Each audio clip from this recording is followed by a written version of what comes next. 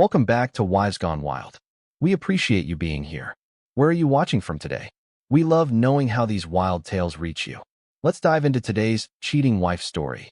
I'm Eric, and today, I want to share a story about love, trust, and the painful moment when I realized the person I was about to marry never truly respected me. Have you ever had a moment where, in just a few words, someone revealed exactly how they saw you? I did. And in that instant, everything changed.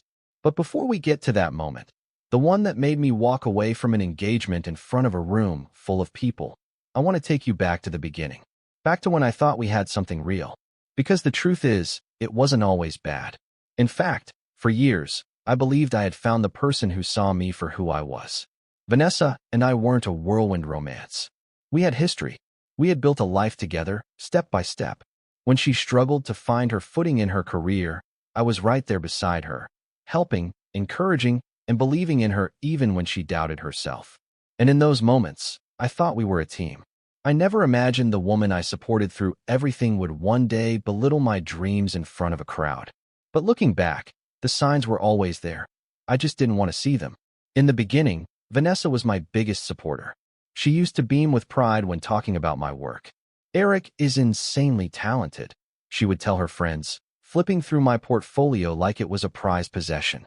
She would brag about the time my photos were published in a magazine, showing them off like they were her own achievement. And for a long time, I believed that admiration was real. Photography wasn't just a side hobby for me. It was my career, my passion, my life. I worked tirelessly to build my reputation, investing in the best equipment I could afford, capturing moments that meant something to people. I wasn't just scraping by, I was thriving. I had turned my passion into a business, something many people dream of but never achieve. At first, Vanessa seemed to understand. But then, little by little, the way she spoke about my work began to shift. It started with a single comment, one I brushed off without a second thought. We were having dinner, excitedly discussing our wedding plans, when I mentioned a new camera lens I had been saving up for. She sighed and said, "You should get a real job with a stable salary. Weddings are expensive, you know." She laughed after she said it, like it was just a harmless joke. I laughed too, not realizing then that it was the first crack in the foundation of our relationship. Then came the second moment, subtle, but unmistakable. We were out shopping when she ran into a colleague. I waited for her to introduce me, but she didn't. When she finally returned, she casually said, "I just didn't know how to introduce you." It stung, but I convinced myself she didn't mean it the way it sounded. The third time, though, there was no mistaking it. We were at home, having a normal conversation, when she offhandedly said, "I mean, photography is nice and all, but it's not exactly a career, right?" She said it so casually, without hesitation. And in that moment, something inside me shifted. She wasn't joking. She actually believed it. To her, everything I had built, every long night, every sacrificed weekend, every ounce of passion I poured into my work, was just a hobby, a pastime, something that didn't hold real value. Still, I let it slide.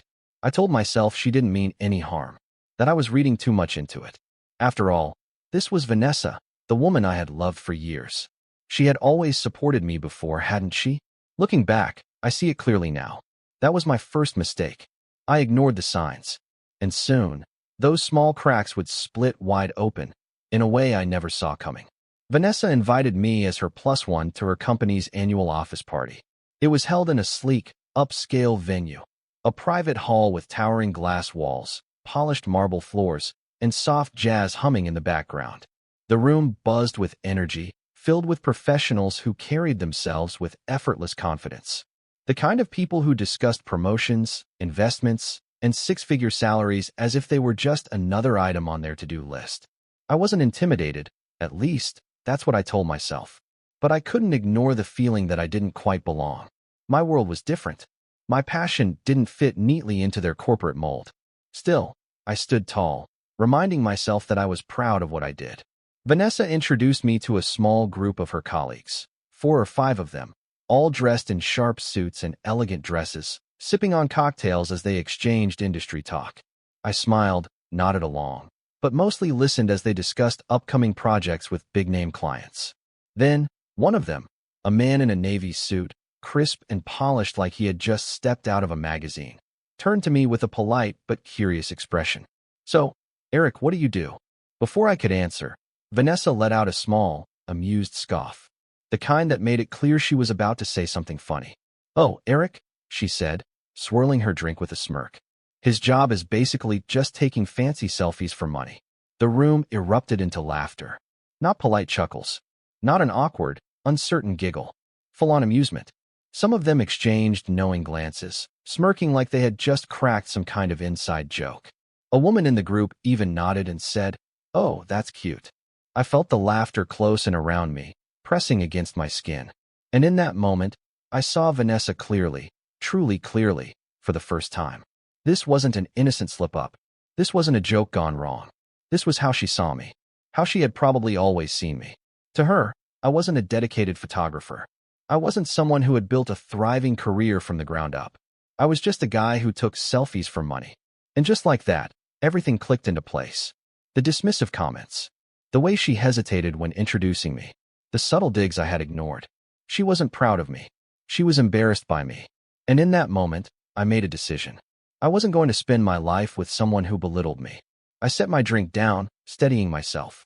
Then, I turned to Vanessa, looked her straight in the eye, and said, "If you don't respect what I do, then you don't respect me. And I won't spend my life with someone who belittles me." The laughter died instantly. The air grew thick with silence as eyes darted between me and Vanessa, waiting to see how she would respond. She stared at me, wide-eyed, her mouth opening slightly before curving into a nervous laugh, like she still thought she could brush this off. But I wasn't laughing. I reached for her hand, slipped the engagement ring off her finger, and put it into my pocket. Gasps rippled through the group. Someone near the bar muttered, "Damn." But I didn't linger to soak in their reactions. I didn't need an audience for this. Without another word, I turned and walked away, out of the party, out of her life, and out of a place where I was clearly never valued. I didn't look back, because for the first time in a long time, I knew exactly where I stood. At first, Vanessa didn't reach out. Not a single text. Not a single call. Nothing. And honestly, I wasn't surprised. Vanessa had always been too proud to admit when she was wrong, too focused on appearances to face any situation that made her look bad. After that party, she must have been humiliated, not just because I walked away in front of her colleagues, but because I did it on my own terms. I wasn't the one being laughed at anymore. I was the one who left. And for someone like Vanessa, who thrived on control and perception, that had to sting. Weeks passed. Silence. And then, one evening, out of nowhere, her name lit up on my phone. It was a long message, but the words were predictable. "I've been thinking a lot about what happened. I didn't mean it like that. You know I respect you. I was just joking, and I didn't realize how it came across. Can we talk?" I read it, and I just sat there for a moment, letting it sink in. If she had sent this message right after the party, if she had really thought about what she did, really regretted it, maybe, just maybe, I would have believed her. But after weeks of silence, after acting like nothing happened, no, this wasn't about regret. This was about damage control. She wasn't reaching out because she had a change of heart. She wasn't reaching out because she finally saw me for who I was. She was reaching out because she didn't like how it made her look. To her friends, to her family, to the people who had expected to be at our wedding. And that's when I knew she never truly respected me. She had tolerated my career, but she had never valued it. She had accepted me, but she had never been proud of me. She wanted a fiancé who fit into her world, someone she could show off, someone with a job title she wouldn't have to explain. And that wasn't me. It had never been me. So I replied, not out of anger, not to argue, just to close that chapter. "I appreciate the message. I wish you all the best, Vanessa. I really do. But it's best if we both move on." Short, simple, final. She didn't respond. And I knew she wouldn't. Because for the first time, there was nothing left to say. That was the moment I finally saw the truth. I deserved better. I deserved someone who didn't just put up with my dreams, but actually believed in them. Someone who wouldn't shrink away from introducing me. Someone who wouldn't laugh at my passion, whether we were alone or standing in a crowded room. And once I accepted that, I knew exactly what I had to do next. I packed my bags and left. Our small town had been my comfort zone for too long, and I wasn't going to sit there, haunted by memories of a life that almost happened. For years, I had dreamed about taking my photography to the next level.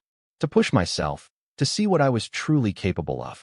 And there was only one place I knew I could do that: New York. It was intimidating. It was expensive. It was everything people warned me about. But for the first time in a long time, I was making a decision purely for me. No compromises. No doubts. No one to prove myself to. I threw myself into work, saying yes to every opportunity: fashion shoots, events, travel gigs, anything that would challenge me and expand my portfolio. I worked harder than ever, but this time, it felt different. This time, I wasn't just trying to succeed. I was building something that was mine. Months passed, and I wasn't just getting by, I was thriving. My name started circulating in the right circles. My work was getting noticed. And then, one day, I received an email that changed everything. A major international photography award had shortlisted one of my photographs. At first, I thought it was a mistake. I reread the email 3 times just to be sure. But no, it was real. Out of thousands of entries from all over the world, my work had been chosen. And when I finally saw my name listed as the winner, I just sat there, staring at the screen. Not because I couldn't believe it, but because, deep down, I always had. Even when others didn't. Even when Vanessa dismissed my career as taking selfies for money. Even when I let myself believe, for a moment, that maybe she was right. Now, the world saw what I had always known. I was damn good at what I did. I don't know if Vanessa ever saw the news. Maybe she regretted how things ended. Maybe she convinced herself she was right all along. But honestly, I don't care. That part of my life is closed. What I do know is this: out of everything I gained after walking away, the biggest win wasn't the award. It wasn't the recognition. It was the fact that, for the first time in a long time, I was surrounded by people who valued me. People who saw my work for what it was: art, not just fancy selfies. And among them was someone who didn't just admire what I did, but respected it. Someone who saw me for who I was and never once made me feel small for it. Because in the end, respect in a relationship isn't optional, it's non-negotiable. Looking back, I realized something important. The way someone speaks about you in public reveals how they truly see you in private. Vanessa's words weren't just a careless joke. They were a glimpse into her real thoughts, one she had probably carried all along. And I ignored the signs for too long. The truth is, when someone repeatedly makes fun of your dreams, even with a laugh, even if they call it a joke, you need to listen. Because those harmless jokes tell you exactly how they see you. And if they don't respect what you do, they don't respect you. I almost lost myself trying to fit into someone else's version of success. But choosing self-respect over a relationship that made me feel small, that was the best decision I ever made. So, let me ask you, have you ever had someone dismiss your passion, make you feel like your dreams weren't good enough? How did you handle it? Drop your thoughts in the comments. I read every single one. And if this story resonated with you, hit that like button. It helps more than you know.